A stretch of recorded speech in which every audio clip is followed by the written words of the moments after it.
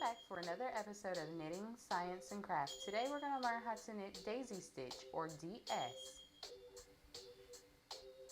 So first we're going to move our yarn into purlwise, insert our needle to purl 3 stitches.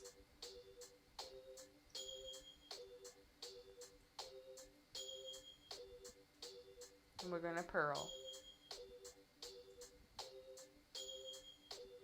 We're not going to drop the stitches off. We're going to wrap our yarn around our right hand needle just like this. Then we're going to insert our needle again to purl again. We're going to purl. Now we're going to drop our 3 stitches off.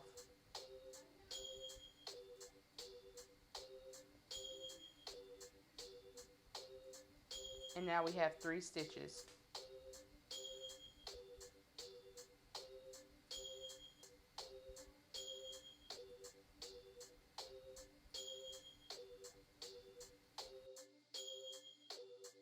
This is how the daisy stitches look.